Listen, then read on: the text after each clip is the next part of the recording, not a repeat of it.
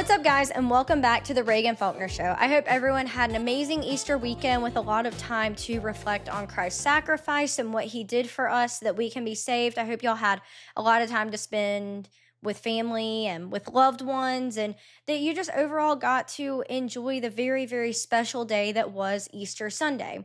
Now, while we were having Easter and we were spending time with family and reflecting on God's goodness, we also saw a lot unfolding in our 24-hour news cycle. Everything from Trump's ultimatum on Iran to the downed military pilot that was lost and then ended up being rescued, and everything that was happening there and in our military and overseas. But one of the most jarring stories from the weekend was the ousting of Attorney General Pam Bondi.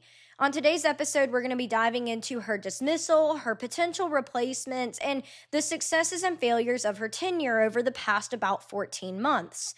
On Thursday, April 2nd, Trump announced that Pam Bondi would be dismissed from her position in his cabinet as Attorney General. Now, much speculation came from this announcement, especially as it comes weeks after the ousting of Kristi Noem, who was she was in Trump's cabinet. She was Secretary of the Department of Homeland Security. Now, Bondi, in her history, had previously served 2 terms as the Attorney General for Florida. She focused explicitly and determinedly, I guess you could say, on the opioid epidemic as well as human trafficking. And these were initiatives that she brought into her time as U.S. Attorney General as well. She focused very much on these initiatives, among other things. Now, Trump has heralded Bondi for her hard stance on crime as AG. And as we have seen, crime rates have dropped dramatically since Trump's second term. They're the lowest that they've been since 1900. She also demanded that the death sentence be placed on the table for Luigi Mangione, the slayer of the United Healthcare CEO, and that the slayer of Irina Zaruska be held to the highest extent of the law. And she said, quote, never again she said, quote, regarding Irina Zarutska's killer, that he will never again see the light of day as a free man, end quote. So very hard on crime, we can see, tough on crime, very emotional about violent crime, murders, homicides, drugs, all of the things that we would want an attorney general to be passionate about, to be involved in, and to be hard on. However, Bondi has made some really serious missteps, guys. These missteps have cost her the support of the majority of the conservative base, to be frank, basically all Democrats that she would have had to win over anyway, because they like very few of President Trump's appointments and of President Trump himself.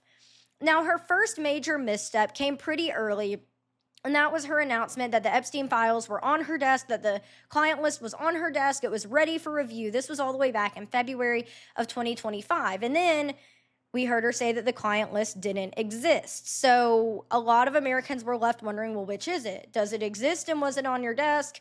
Does it not exist? Are you lying? There was a feeling of a lack of transparency, which is completely understandable. There was a lack of transparency if it was on your desk and then it doesn't exist anymore. So we saw that. This was in February when she said they were on her desk. Then she said that they didn't exist, the client list specifically. Then not until December 19th, 2025 did the first release of the Epstein files come out. But at that point, it was highly redacted.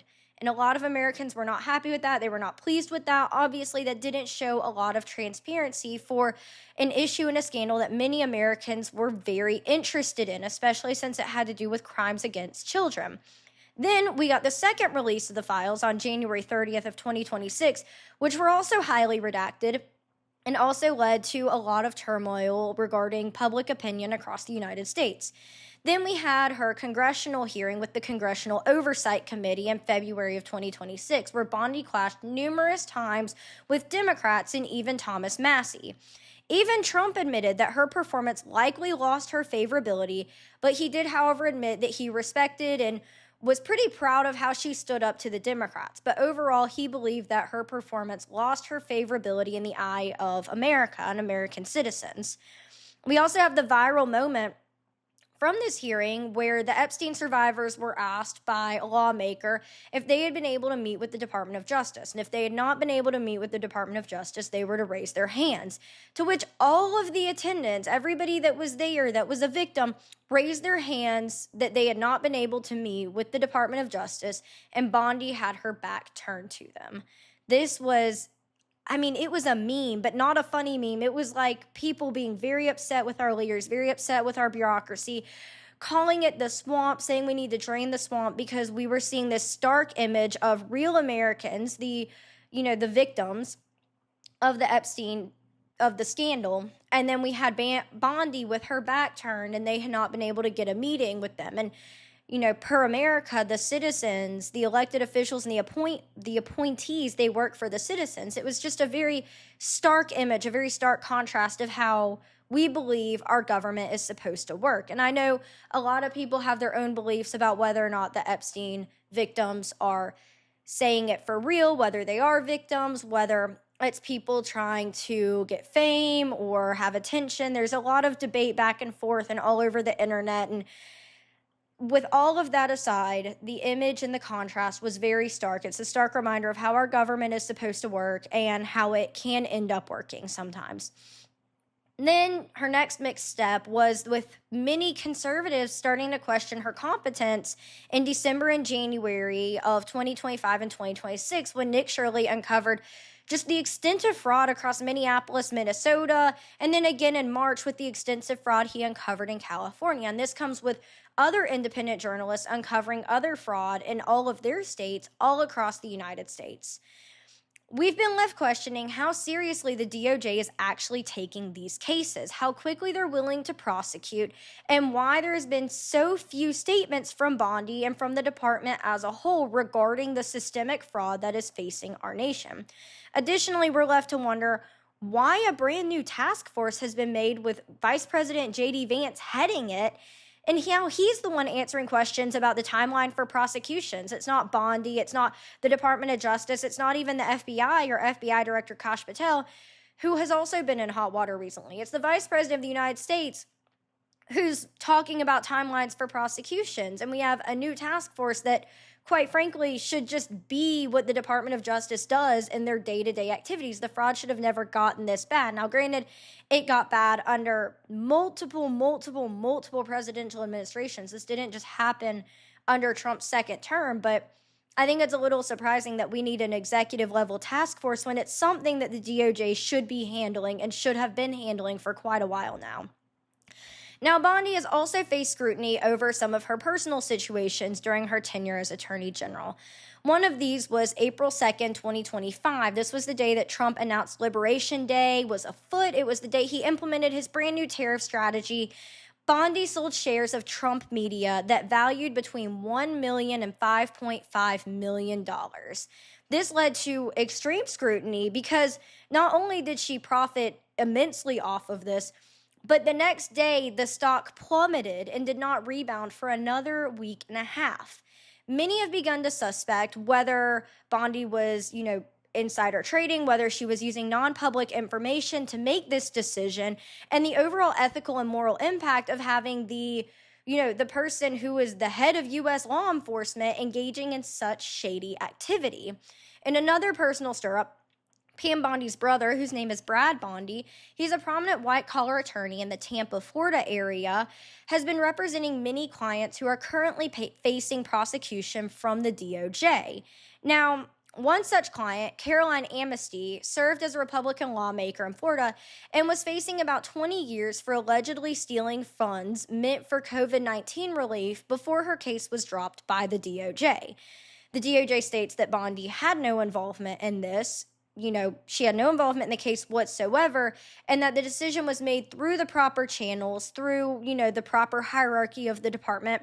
But this does not stop Democratic lawmakers like Adam Schiff and Dave Min from requesting an investigation into whether or not there was anything shady going on, whether or not Pam Bondi had personal dealings in helping one of her brother's clients get out of a 20-year charge that she was facing.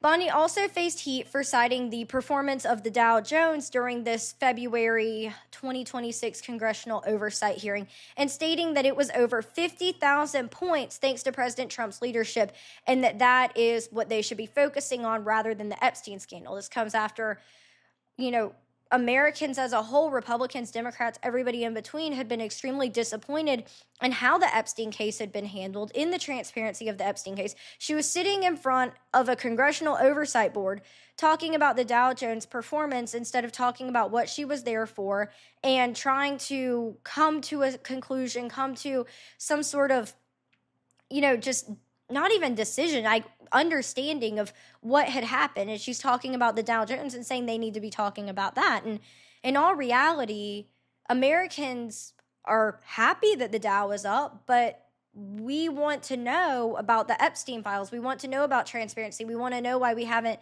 seen any prosecutions. It was not the time or the place to have an economic discussion about the value of the Dow Jones.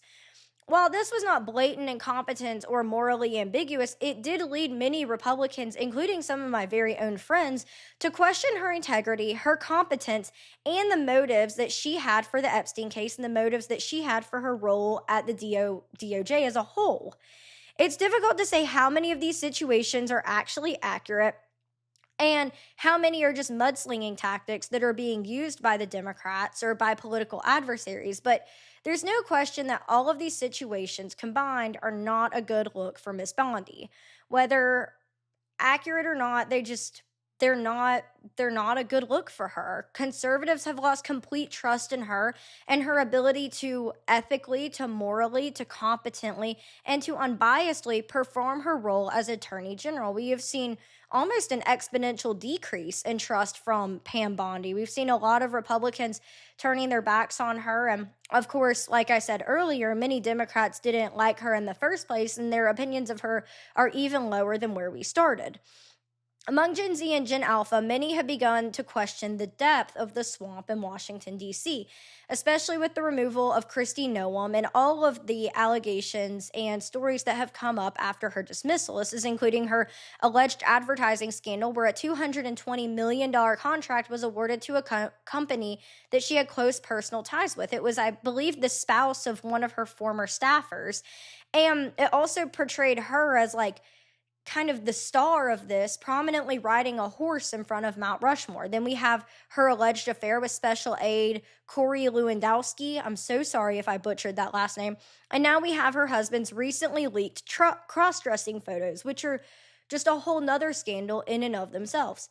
Then we have the resignation of Deputy FBI Director Dan Bongino before even his first year was up. And then after that, we also have poor opinions of FBI Director Kash Patel regarding the investigation into prominent fraud, A, the Charlie Kirk assassination, B, and his personal relationship with his girlfriend and the corresponding use of taxpayer-funded planes and vehicles for alleged personal use, him flying to go see his girlfriend and to go to her concerts and to go do other things for personal enjoyment, after he had stated on a podcast a couple of years ago that these things should never be used for personal enjoyment or for personal use or anything like that. So we're just seeing a lot of potential swamp activity, you could say, in the cabinet right now. And it's leading to a lot of distrust, again, especially among Gen Z and Gen Alpha, people who grew up watching 2016 Trump, getting moved, getting amped up by what he said, and then seeing where we are right now and the state of things. Maybe these things are just allegations. Maybe they're not true. Maybe they're just rumors. Again, maybe it's just mudslinging tactics from the left, or maybe there is more to it. We probably will never know, to be quite honest with you. Now, the left-wing media outlets, they're trying to portray Bondi's firing as the result of Trump's anger at her not prosecuting his political enemies. Outlets like CNN, the New York Times, and USA Today have all told very similar stories about how it's likely that Bondi's ousting came from an inability of her to illegally prosecute Trump's political enemies. Her kind of quote-unquote not going above and beyond to make sure that these people got prosecuted. Her trying to remain loyal to Trump but not break any laws or moral principles.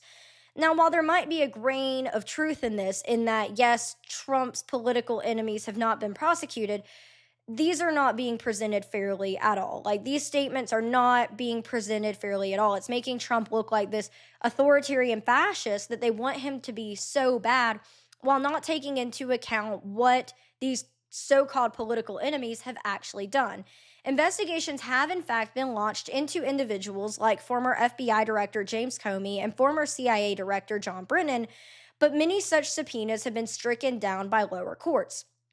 Trump has sought prosecutions for individuals, including the two previously mentioned, as well as former Director of National Intelligence James Clapper, former FBI Director Andrew McCabe, and all of this was kind of in response to the FBI's Russian collusion investigation regarding Trump's 2016 campaign. Now, I don't feel like the media really covered this very much, but a 316-page document from the Justice Department's special counsel of John Durham proves that Trump's campaign was innocent of any foreign collusion with Russia, and that there was such little evidence to begin with that the investigation should have never, ever been launched in the first place. This places pressure on the Department of Justice to investigate the participation of the previously mentioned individuals and others as they sought to illegitimize President Trump's first term through explicit lies, politically motivated investigations, and the blatant misuse of the American taxpayer dollar towards a political witch hunt. While the media cites Bondi's termination as a result of her refusing to prosecute Trump's political enemies because it breaches her ethical and legal principles, many conservatives see it differently, and they actually see that she hasn't done enough to hold those accountable that have abused their power, abused American taxpayer dollars as a continuous effort to attack President Trump. Now, rumors are circulating Washington now over who Bondi's replacement will be. In the interim, we have Todd Blanche, who served as Deputy Attorney General until last Thursday when he was promoted to U.S. Attorney General. Blanche served as a formal federal prosecutor and as well as Trump's defense attorney in 3 specific cases, including 2 brought and dropped by special counsel Jack Smith. Those 2 would be the 2020 election interference case accusing President Trump. These are separate. The 2020 election interference case and the case that accused President Trump of holding on to and retaining classified documents and storing them at Mar-a-Lago. That was the one where the FBI raided Mar-a-Lago after President Trump's first term. And then Blanche was also his defense attorney for the infamous Stormy Daniels case. He also worked for the U.S. Attorney's Office prosecuting violent crimes. These included homicides, kidnappings, and he also worked in private practice after his time in the U.S. Attorney's Office. And he made partner at, excuse me if I butcher these last names, Cadwalder, Wickersham, and Taft, LLP. He was partner in the white-collar defense and investigations practice.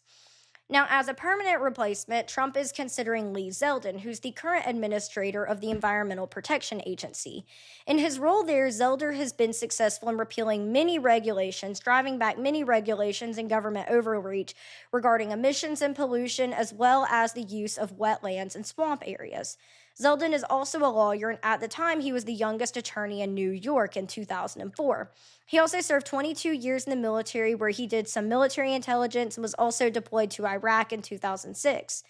Then Zeldin served as a member of Congress from 2015 to 2023, and he ran an unsuccessful campaign against now Governor Kathy Hochul.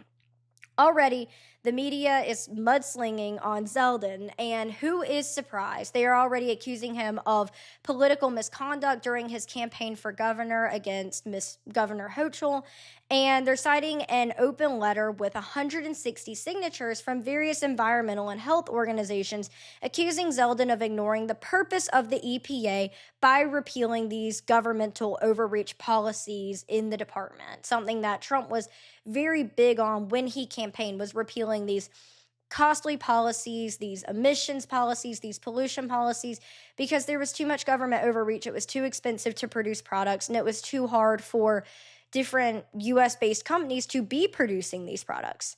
Now, other notable figures that are rumored to be in the running are Jeanine Pirro, Harmeet Dillon, Eric Schmidt, and then there are a couple of others that are very unlikely, but they've been thrown around on the internet by conservative influencers, including Ken Paxton, Alina Abba, and Ron DeSantis.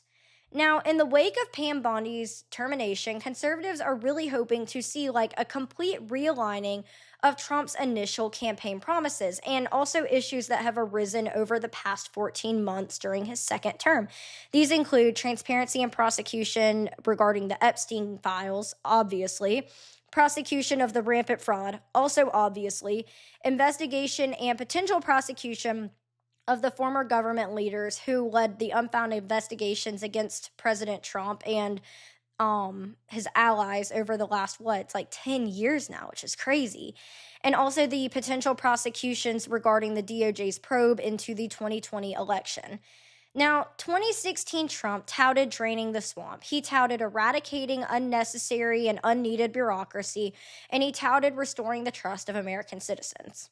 We're 10 years out, and many conservatives are doubting the integrity of our leaders in Washington today, even during a full conservative House, conservative Senate, and a conservative presidency. And this is playing into our current polls regarding the 2026 midterms. As Trump continues to clean house in his cabinet, we hope to see more action, more promises made, more promises kept, and a new hope that the midterms can be saved because the concerned voices of Americans are being heard, they're being respected, and they're being acted upon. Thank you so much for joining me on today's episode of The Reagan Faulkner Show. For more, be sure to check us out on Instagram, TikTok, Facebook, and now Substack at The Reagan Faulkner Show. You can also check us out at The Wilmington Standard on Instagram and Facebook.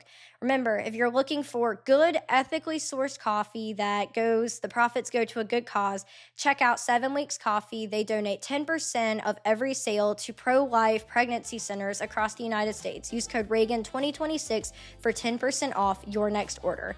Remember to like and subscribe if you enjoyed today's episode, and comment what stories you want me to cover next or who you think will be next to go in President Trump's cabinet. Thank y'all so much, and I'll see you on the next one.